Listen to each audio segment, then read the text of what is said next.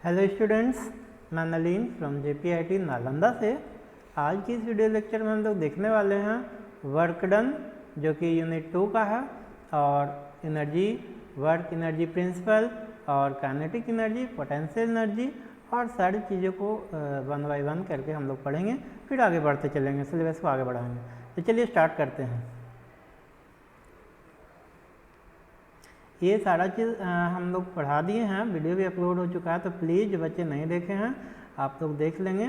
और चलिए स्टार्ट करते हैं। आज हम लोग वर्क डन, ये नया चैप्टर है, थोड़ा सा आप लोग अच्छे से पढ़िएगा, बहुत ही आसान है। तो सिंपली हम लोग कहते हैं वर्क हुआ, काम हुआ, वर्क डन हुआ, तो कैसे कहते हैं? तो वर्क डन का जो सिंपल फार्मूला है W = हम लोग लिखते हैं, एक मिनट सपोर्ट नहीं किया, चलिए आ गया। अगर कोई भी बोले वर्क डन काम हुआ था, W = कैसे? F × S, यानी फोर्स इंटू, वर्क डन कैसे डिफाइंड है? Product of force into displacement. Work done क्या है? Scalar quantity. क्यों? देखिए वेक्टर स्केलर में हम सारा चीज़ को डिफाइन कर चुके हैं। क्यों? क्योंकि ये भले प्रोडक्ट है दो वेक्टर का, लेकिन ये स्केलर क्वांटिटी है वर्क डन। क्यों? क्योंकि वर्क डन को कैसे लिखते हैं डॉट प्रोडक्ट में? Fs cos थीटा × d से। चलिए आगे देखते हैं वर्क डन। इसको और अच्छे तरीके से समझिए कि काम हुआ तो क्यों हुआ, कहाँ हुआ, कैसे हुआ। बिना फोर्स का काम हो गया क्या? बिना फोर्स लगाए कोई काम होता? बिना ताकत लगाए, बिना बल लगाए। मान लिया कि ऑब्जेक्ट था यहाँ पे, इससे फोर्स लगाया F, ये ऑब्जेक्ट सम डिस्टेंस कवर किया D, और ऑब्जेक्ट आ गया यहाँ पे, है ना। अब यहाँ से यहाँ आ गया, डिस्प्लेसमेंट कवर किया, फोर्स लगाया, डिस्प्लेसमेंट कवर किया, तभी नहीं ये संभव हुआ। तो क्या हो गया? Work done W = F × D। समझ में? F × D भी लिखते हैं, किसी किसी बुक में F × S से भी लिखा जाता है, क्योंकि डिस्प्लेसमेंट को ऐसे डिनोट करते हैं। चलिए आगे बढ़ते हैं अब हम लोग। The scientific definition of work is different in many ways, है ना। वर्क का जो डेफिनेशन है बहुत तरीके से, अलग अलग तरीके से डिफाइन करता है। एवरी डे मीनिंग, हम लोग पर डे जो काम करते हैं। The definition of work in physics reveals its relationship to energy. Physics में जो वर्क डन होता है वो सीधे तौर पे ऊर्जा से संबंधित बताया जाता है ना। पहला चैप्टर में ही हम बताए थे यूनिट एंड डायमेंशन में, वर्क का, काइनेटिक एनर्जी, पोटेंशियल एनर्जी, सारे का, और टॉर्क का, सारे का डायमेंशनल इक्वेशन सेम होता है। मतलब सभी एक दूसरे से रिलेटेड हैं, है ना, सभी physical quantity. When ever work is done, energy transfer. काम होता है तो निश्चित तरह की कोई ऊर्जा एक रूप से दूसरे रूप में बदल रहा होता है, तभी ना काम होगा। For a work to be done in scientific sense, a force must be exerted and there must be displacement in the direction of force। कोई भी कहीं काम हो रहा है तो निश्चित तौर पे उस पर बल लगेगा, फोर्स लगेगा, तभी ना काम होगा। और कुछ ना कुछ वो डिस्टेंस कवर करेगा, तभी ना वर्क डन होगा, और नहीं तो वर्क डन नहीं डिफाइन कर सकते हैं। Work is the product of component of force in the direction of displacement and the magnitude of this displacement, है ना। Work is product of component of force. अब फोर्स का कंपोनेंट जैसे, अगर वर्क ऐसा है, फोर्स लग रहा है इस तरह से, टेंजेंट इंक्लाइंड थीटा एंगल से इंक्लाइंड है फोर्स, तो इसका कंपोनेंट लगाएंगे। जैसे ट्रॉली खींचते हैं तो हॉरिजॉन्टल थोड़ा ना होता है, कुछ ना कुछ एंगल पे आता है, तो इसका दो कंपोनेंट तोड़ेंगे, Fs cos थीटा और एक F sin थीटा, ये वर्टिकल कंपोनेंट। तो वर्टिकल कंपोनेंट तो यहाँ हम यूज कर नहीं रहे हैं, कौन सा कंपोनेंट यूज करेंगे? कॉस कंपोनेंट, यानी हॉरिजॉन्टल कंपोनेंट। तो ये चीज़ यहाँ पे है। हम लोग जब वर्क डन लिखते हैं तो F cos theta × D, displacement, यहाँ से ऑब्जेक्ट यहाँ चला गया, कुछ ना कुछ तो डिस्प्लेसमेंट कवर करेगा D। चलिए आगे देखिए। Work is the product of the component of the force in the direction of the displacement and the magnitude of this displacement. Mathematically the above statement is expressed as follows. इस तरह से express करते हैं, W = Fs cos theta × D से, या F × D, अभी मैंने बताया आपको। चलिए आगे देखते हैं next.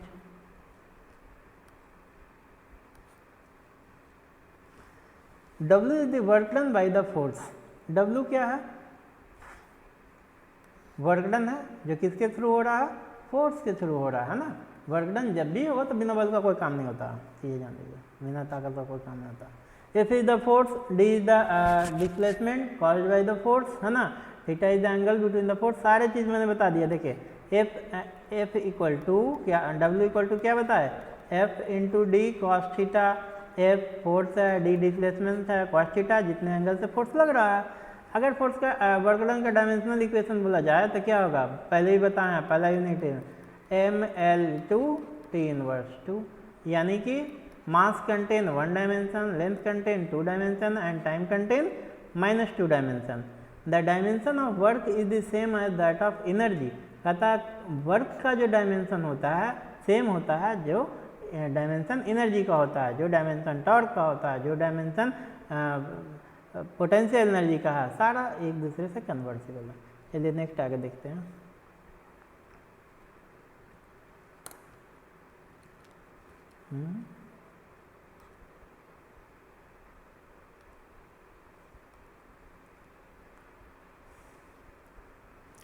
Unit of work, work का यूनिट क्या है तो जूल, सभी जानते हैं। कार्य को किस चीज़ में मेजर करते हैं तो जूल में, है ना। The SI unit of work is joule, है ना, जूल में नापते हैं। Which is defined as the work done, क्या है जूल, क्या work done by a force 1 newton in moving an object through a distance of 1 metre. 1 metre जब 1 Newton का फोर्स लगता है और उस 1 न्यूटन के फोर्स के कारण कोई ऑब्जेक्ट 1 मीटर ट्रेवल करता है तो उसको हम लोग वर्क डन नाम देते हैं, है ना, 1 जूल नाम देंगे। फोर्स देखिए डिफाइन कीजिए बल को, बल क्या है, force is defined as a push or pull that can cause any object with a mass to change its velocity, है ना। फोर्स क्या है, पुल या पुश है, पुश मीन्स धक्का, पुल मीन्स खिंचाव, that can cause any object, जो किसी भी ऑब्जेक्ट को या किसी भी मास को चेंज कर सकता है, उसके वेग को, है ना, या उसके त्वरण को चेंज कर सकता है। Force is a vector quantity, force कैसा क्वांटिटी है तो vector quantity has both magnitude and direction and obey the triangle of vector addition. If the force acting on a object is zero, अगर बल zero लगा रहा है irrespective of the state of the object dynamic or state, the work done by the force is zero. क्या बोला, ध्यान से पढ़िए, ध्यान से समझिए, कह रहा है if the force acting on an object is zero, बल जीरो लगा रहा है, ऑब्जेक्ट डायनेमिक में रहे या स्थिर रहे, द वर्क डन तो जीरो होगा। जब फोर्स जीरो है तो वर्क डन भी जीरो होगा। क्यों, कैसे देखिए मैथमेटिकली, W इक्वल टू कैसे डिफाइंड है, Fs कॉस थीटा से। अब एक राशि भी यहाँ जीरो पुट करेंगे तब पूरा का पूरा जीरो आ जाएगा। क्लियर हो, आगे बढ़िए। डिस्प्लेसमेंट क्या है, पहले भी बता चुके हैं डिस्प्लेसमेंट के बारे में, विस्थापन, shortage distance between initial and final position. अगर कोई ऑब्जेक्ट ए है से चलना शुरू किया बी पॉइंट पर, तो इसके बीच का जो सबसे शॉर्टेज डिस्टेंस होगा उसको हम लोग डिस्प्लेसमेंट बोलते हैं ना। Displacement is a vector quantity that gives the shortest distance between the initial position and the final position of an object. Is the resulting displacement in the direction of force due to a force acting on any object is zero, the net work done by that force on that object is zero, है ना। अगर इसमें क्या कह रहा है कि resulting displacement in the direction of force due to force acting on object zero, displacement ही जीरो, दीवार पे धक्का लगा रहे हैं, अब विस्थापन हो ही नहीं रहा है तो वर्क डन को डिफाइन करेंगे, वर्क डन तो जीरो हो गया, जीरो वर्क डन कहेंगे ना। हाँ, if we push a rigid wall with all our might and still fail to displace it, then we can say no work has been performed by use, है ना, कोई काम हुआ नहीं on the wall, work done zero होगा। चलिए next देखते हैं अब हम लोग।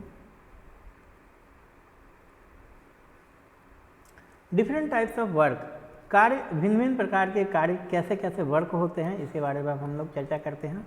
Work is defined as force acting on a body which is responsible for displacement, है ना। डिस्प्लेसमेंट होगा, विस्थापन होगा, पोजीशन चेंज होगा तभी वर्क डन कहेंगे, वरना नहीं, zero work. Work is measured as a constant force and is the dot product of force and displacement. तो वर्क डन क्या हो गया, Fs cos t, where F क्या है, F क्या है फोर्स है, S क्या है डिस्प्लेसमेंट है, S क्या है डिस्प्लेसमेंट है, Q is the angle of, वही सारा चीज़ है ना। Work is scalar quantity and is the product of two vector quantities. वर्क एक खास बात है वर्क का कि दो वेक्टर के गुणनफल होते हुए भी वर्क जो है स्केलर में आता है। तो एक्सेप्शनल केस है, याद कर लीजिए, है ना। क्यों? क्योंकि ये वर्क जो है किस दिशा में हो रहा है, किस डायरेक्शन में, डिफाइन नहीं है, लेकिन ट्रायंगल ऑफ एडिशन को भी ये फॉलो नहीं करता है। खास बात ये भी है कि त्रिभुज के जोड़ के नियम को फॉलो नहीं करता है। Depending on the value of Q there are 3 types of work, 3 प्रकार के वर्क होंगे। Q के मान, ये थीटा के मान, ओरिजिनली में ये थीटा है ना, ध्यान दीजिएगा, थीटा है, ये थीटा है, थीटा है, थीटा, समझे। अब मान लीजिए कि ऐसा है, फोर्स लगा रहा है, ऐसा फोर्स ऐसे था, अगर ये 0 हो गया तो क्या वर्क कैसे डिफाइंड है, एफ एस कॉस थीटा से ना, थीटा 0 लगाएंगे तो कॉस 0 का मान 1 होता है, work is said to be positive. इस केस में वर्क क्या होगा, पॉजिटिव होगा। Stretching of the spring is an example of positive work as the force is acting in the direction of deflection of the spring. हम लोग spring खींचते हैं तो इसको पॉजिटिव वर्क कहते हैं, क्योंकि जब स्प्रिंग खींचते हैं तो डिस्प्लेसमेंट होता है ना, इसको पॉजिटिव वर्क कहते हैं। वैन थीटा 180 डिग्री, और जब यही थीटा 180 डिग्री हो जाएगा तो क्या होगा, थीटा कॉस 180 डिग्री का मान कितना होता है, -1, है ना। कॉस 180 डिग्री का मान कॉस 0 और 180, है ना, हाँ ठीक है। कॉस 0 का मान 1, 180 का मान -1, तो निगेटिव हो जाएगा, वर्क डन अपोजिट में चल गया जी। The frictional force is an example of negative work. जो घर्षण बल होता है ना, कौन सा बल, फ्रिक्शनल फोर्स होता है, वो निगेटिव वर्क का एग्जांपल है। Work as the force is acting in the opposite direction. अब कह रहा है कि जब थीटा का मान 90 डिग्री कर दीजिए 90 डिग्री, तो cos 90 का मान क्या होगा यहाँ पे, cos 90 0। For a body moving a circular path with a centripetal force acting on it with 0 speed, the force will be at right angle, है ना। Work is said to be 0। चलिए नेक्स्ट देखते हैं अब हम लोग आगे। चलिए लाइन कट गया, आगे आइए, लाइन कट गया जी। टॉर्क देखते हैं, टर्निंग इफेक्ट क्या है ना। हम लोग किवाड़ खोलते हैं, नल खोलते हैं, तो टॉर्क जो डिफाइंड है, फोर्स इनटू परपेंडिकुलर को हम लोग टॉर्क कहते हैं ना। फोर्स इनटू परपेंडिकुलर को, टॉर्क को देखिए टाउ से डिनोट करते हैं, और फोर्स इनटू परपेंडिकुलर डिस्टेंस को हम लोग टॉर्क डिफाइन करते हैं। तो एग्जाम्पल हम लोग कहाँ कहाँ ऑब्जर्व करेंगे, जो इतना भी रिंच से खोलते हैं नट बोल्ट, है ना, वो टॉर्क का एग्जाम्पल है। या केवाड़ी खोलते हैं, टॉर्क का एग्जाम्पल है। खिड़की खोलते हैं, स्लाइडिंग वाला खिड़की ना है, केवाड़ी वाला, हुक वाला।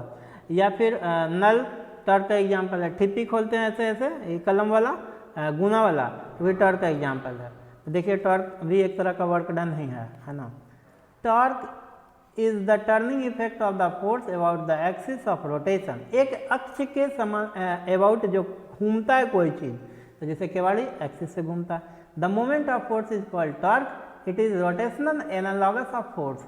यह बल का ही एक एनालॉगी है। एनालॉगी का मतलब दूसरे शब्दों में नया एग्जाम्पल, बल ही है एक तरह का, है ना। टॉर्क इज ए टर्न और ट्विस्ट फोर्स एक्टिंग, टर्न या ट्विस्ट फोर्स। रस्सी को ईंटते हैं तो टॉर्क लगाते हैं। Let us have a simple illustration to know that when we apply the force, the door turns on its hinges. Thus, a turning effect is produced when we try to open the door. तो open करते हैं, gate को खोलते हैं, बंद करते हैं, turning effect होता है। Have you ever tried to do therefore by applying the force near the hinge, है ना। हिंग के पास हम लोग थोड़ा ना बल लगाते हैं, केवड़िया को जहाँ पे लटका है केवड़िया वहाँ पे खोलते हैं, कि उसको दूसरे साइड से खोलते हैं। In the first case, we are able to open the door with easy.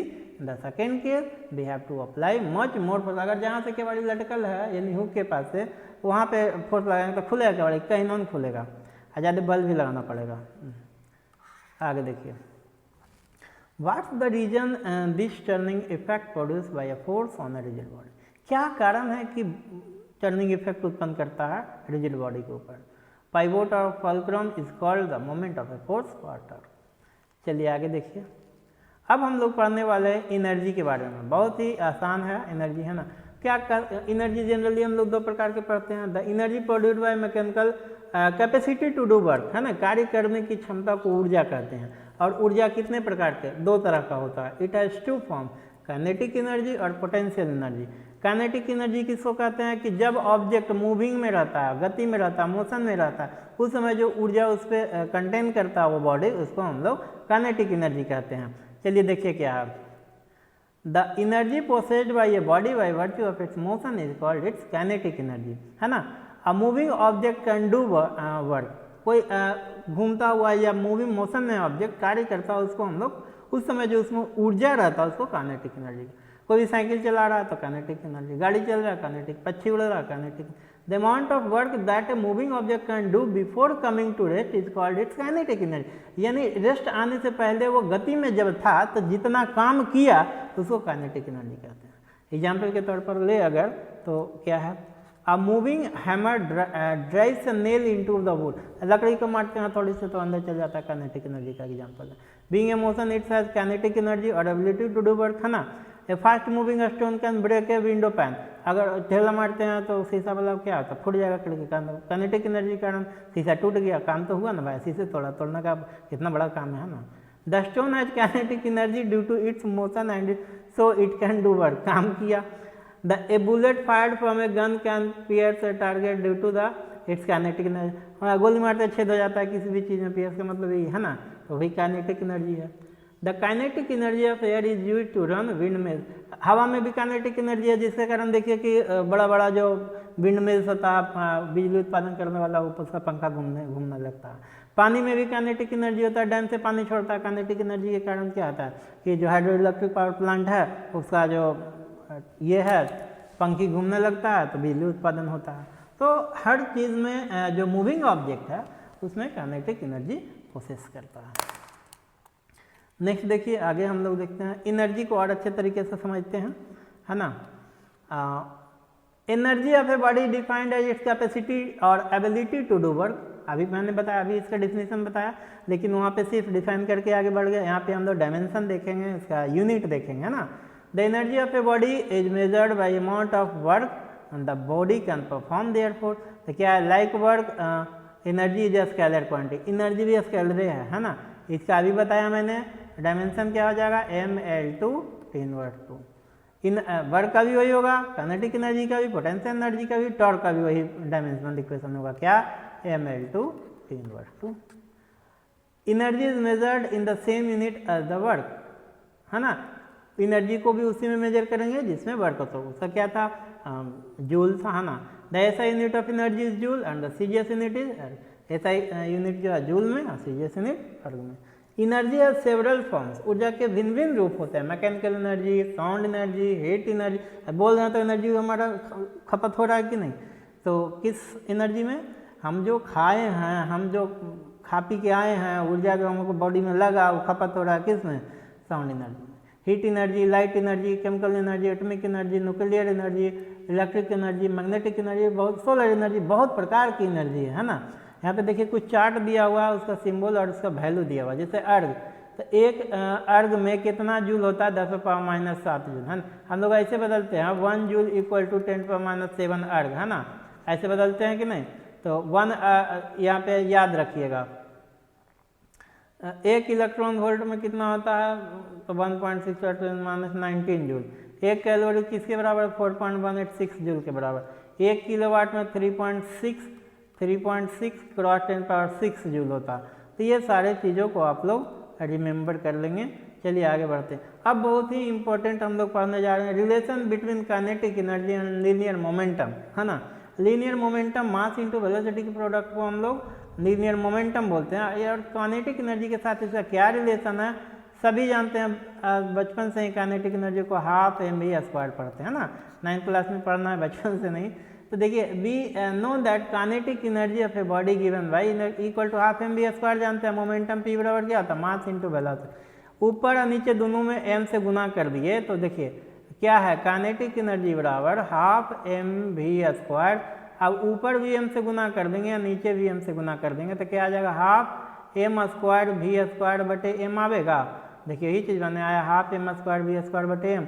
अब m² v² चूँकि एम भी बराबर जानते हैं p, m² v² होगा तो p² नहीं लिखेंगे। तो देखिए यहाँ पे क्या आ गया, p²/2m। तो एनर्जी जो है हमारा, एनर्जी का डेरिवेशन किसके रिस्पेक्ट में आ गया, मोमेंटम के रिस्पेक्ट में, ई इक्वल टू क्या, p²/2m, directly proportional to square of the momentum of the body, है ना। एनर्जी क्या है, बॉडी के मोमेंटम के स्क्वायर के सीधा समानुपाती है, inversely proportional to the mass of the body, और बॉडी के मास के व्युत्क्रमानुपाती है। अब देखिए relation between force and kinetic energy. अब हम लोग देखते हैं बल और काइनेटिक एनर्जी के क्या बीच क्या रिलेशन है। तो वर्क डन कैसे डिफाइंड है, change in kinetic energy, work done को ही नहीं कहते हैं, यानी गतिज ऊर्जा में परिवर्तन को ही हम लोग काइनेटिक एनर्जी, चलिए लाइन आ गया, है ना। W equal to F S, W equal to F S, work done ऐसे डिफाइंड है। और वर्क डन का दूसरा एक और डिफिनीशन है चेंज इन काइनेटिक एनर्जी, तो F S equal to half mv², half mu², है ना। अब इसको क्या हमको निकालना क्या था, एफ फोर्स, तो बराबर क्या हो जाएगा, half mv², half mu² divided. तो यहाँ पे हमारा ये जो रिलेशन आ गया किसके बीच के बीच, फोर्स और काइनेटिक एनर्जी के बीच। मेरे हिसाब से आप लोगों को समझ में आ गया होगा वर्क डन, काइनेटिक एनर्जी, और इसे किसको कहेंगे वर्क डन, इसका कंपोनेंट क्या होता है, सारी चीज़, एनर्जी क्या है, एनर्जी का यूनिट क्या है, डायमेंशन क्या है ना। तो मिलते हैं नेक्स्ट वीडियो में नई जानकारी के साथ। सिलेबस को आगे बढ़ाते चले गए। वीडियो अगर अच्छा लगा हो तो लाइक शेयर सब्सक्राइब जरूर कीजिएगा। वीडियो को नोट्स बना लीजिएगा, कॉपी बना करके रखिएगा, है ना, आपके सेमेस्टर एग्जाम के लिए हेल्पफुल होगा। मिलते हैं नए वीडियो में नई जानकारी के साथ, तब तक के लिए धन्यवाद।